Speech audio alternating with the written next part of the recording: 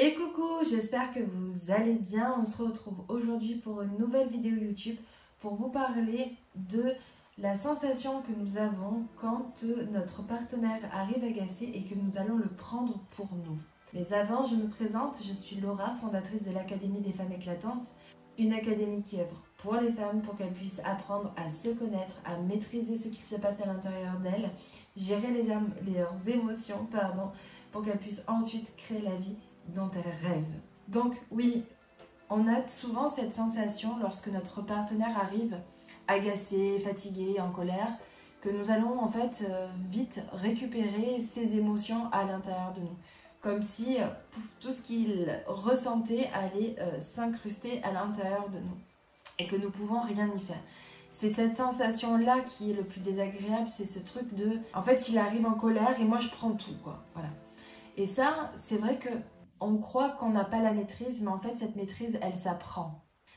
Et en fait, je vais te parler d'une situation qui va pouvoir se créer quand tu ne maîtrises pas justement la situation.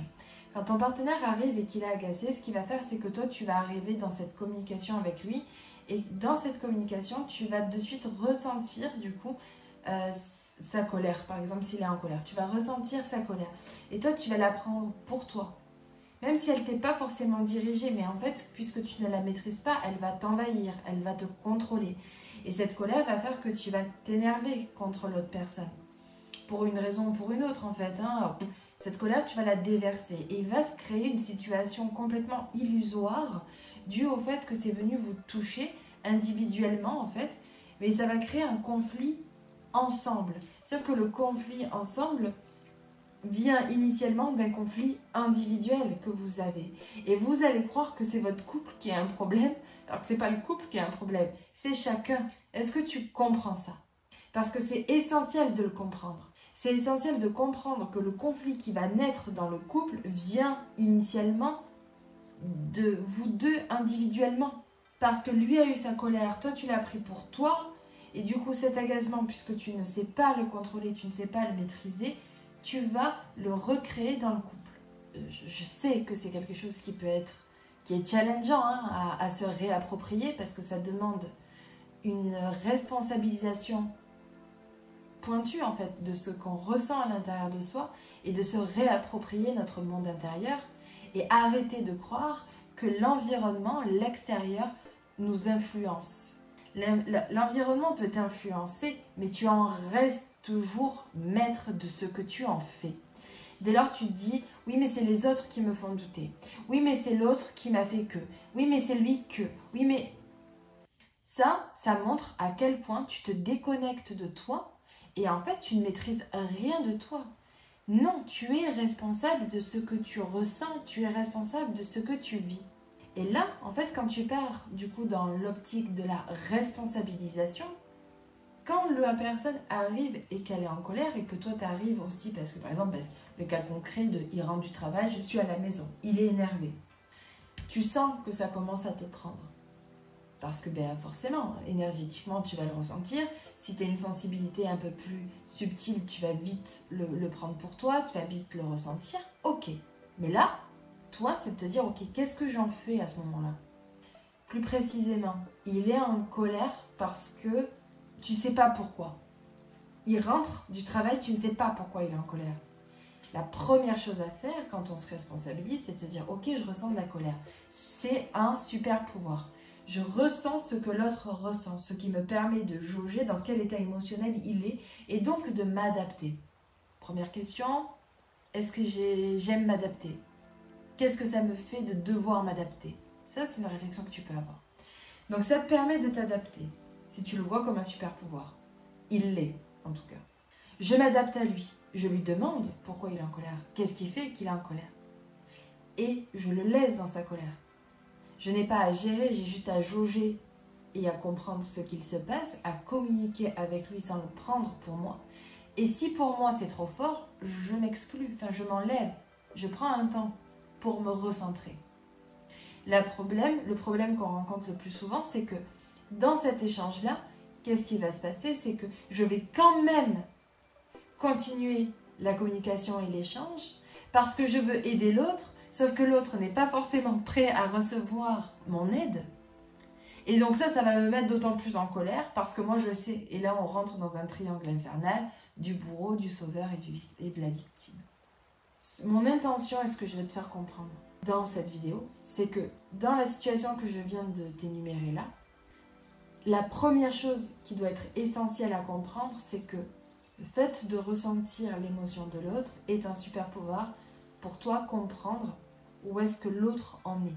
C'est un super pouvoir. Autre chose, deuxièmement, ce qui va être intéressant, c'est que toi, la colère que tu vas ressentir va... En fait, là où tu dois te poser la question, c'est est-ce que je le maîtrise ou est-ce que je le maîtrise pas? Et ce qui en découle, c'est est-ce que je donne la responsabilité à l'autre, c'est-à-dire c'est sa faute, je l'incrimine. Alors du coup, moi je règle rien, parce que du coup je suis dépendante de lui. Dis-toi bien que quand tu incrimines l'autre de l'état émotionnel dont il te fait ressentir, cela signifie que tu n'es absolument pas maître de toi et donc que tu es dépendante de l'autre. Parce que s'il va bien, je vais bien, s'il va mal, je vais mal. Donc là, tu n'es plus du tout dans toi, tu es dans l'autre. Donc là, tu dois réapprendre à revenir en toi et de te dire, ok, je me réapproprie ce que je ressens n'est dû qu'à moi. Même si oui, il y a une influence par rapport à l'extérieur, mais de ce que tu en fais, c'est ça ta maîtrise, c'est ça ta responsabilité. C'est pas tant de le ressentir, ça tu peux pas gérer. Par contre, tu peux gérer comment. Tu peux gérer qu'est-ce que tu en fais. Et c'est là où tu vas du coup retrouver ta puissance de femme, parce que la femme, de par sa sensibilité, peut ressentir plus facilement ou avoir plus de sensibilité en fait par rapport à l'autre. Donc ça, c'est un super pouvoir que tu dois apprivoiser. Cela ne signifie pas que tu dois t'y perdre, que tu dois te laisser envahir. Non. Le but, c'est que tu en reprennes la possession, la maîtrise, que tu dises, ok, voilà ce qui se passe, voilà ce que je maîtrise, voilà ce que je maîtrise pas. Et dans ce que je maîtrise pas, je le laisse. Je maîtrise pas de le sauver, par exemple. Par contre, ce que je maîtrise, c'est de ne pas mettre de l'huile sur le feu. Je maîtrise de rester en retrait.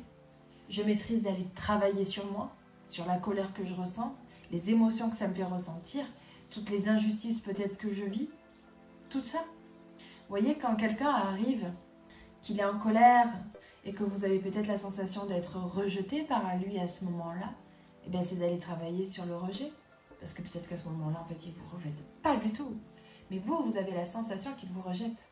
Donc c'est là où le travail sur soi, l'analyse et la conscience va vous aider considérablement à arrêter d'avoir des conflits inutiles et de vivre des situations illusoires et de vous apaiser en fait, clairement, de vous apaiser. Je ne sais pas si vous mesurez l'importance de ce que je vous dis parce que moi là, encore une fois, ça me remue beaucoup parce que je me rends compte à quel point, vous voyez, quand je parle de couple, je sens que c'est douloureux pour beaucoup de femmes, et je suppose d'hommes aussi, pour en avoir accompagné, je sais que pour les hommes aussi c'est douloureux. Ce que je veux aussi vous faire comprendre, c'est que le couple n'est que le reflet de ce que vous allez ressentir. Le couple, quand vous maîtrisez, que vous avez suffisamment de connaissances sur vous-même et de maîtrise de vos émotions, de ce que vous allez ressentir et de ce que vous allez en faire, vous pouvez passer n'importe quelle épreuve dans votre vie en fait. Vous aurez toujours la maîtrise. Vous serez toujours où sont vos limites. Le problème, c'est quand on ne se connaît pas. Forcément, dans nos relations, ça s'impacte. On accepte trop de choses, on fait trop de choses. Ou au contraire, on fuit, on n'ose pas. Et ça, il n'y a pas de remède miracle. Il faut aller travailler sur vous, sur votre monde intérieur pour savoir en fait. Et encore une fois, c'est là où l'académie va pouvoir t'aider. L'Académie des femmes éclatantes, c'est une aide personnalisée, si tu le souhaites, bien entendu. C'est un accompagnement personnalisé pour t'aider toi dans ton chemin à comprendre en fait ce qu'il se passe dans ton monde. Pour comprendre en fait où est-ce que tu en es dans ta vie, où est-ce que tu en es dans tes émotions. Dis-toi que la vie n'est qu'un jeu en fait, c'est une expérience. Toute ta vie est une expérience. Le grand problème, le grand mal des gens, c'est qu'on avance sans conscience, c'est-à-dire sans comprendre. On avance comme si nous étions aveugles. Et donc, on ne comprend pas ce qu'on vit, on se sent perdu. Et c'est là où l'Académie des femmes éclatantes va pouvoir t'aider à mettre des mots et de la conscience sur ce que tu vis pour que tu en deviennes maître. Voilà. Si tu as envie de rentrer en contact avec moi, tu as plein de liens en dessous de cette vidéo. Un accès à une masterclass gratuite, un appel avec moi si tu le désires, des informations sur l'Académie. Et je crois qu'il y a une quatrième chose. Ah, l'accès à un nouveau programme qui commence en juillet sur 6 semaines. Une pépite. Voilà. Je te laisse découvrir. Si tu as des infos, si tu as envie d'avoir plus d'infos, rentre en contact avec moi. Sur Instagram, mon compte c'est laura.emerveille. Tu peux venir me parler en message privé, c'est avec joie. De laisser un commentaire pour me partager ce que tu as ressenti dans cette vidéo. Et aussi de t'abonner à ma chaîne pour que tu puisses être informé, pour que tu puisses prendre mon énergie et peut-être aussi t'apporter d'autres visions, d'autres angles de vie et pour t'aider en fait dans ton chemin et dans ta réflexion pour toi-même. Voilà, je t'embrasse et je te dis à bientôt.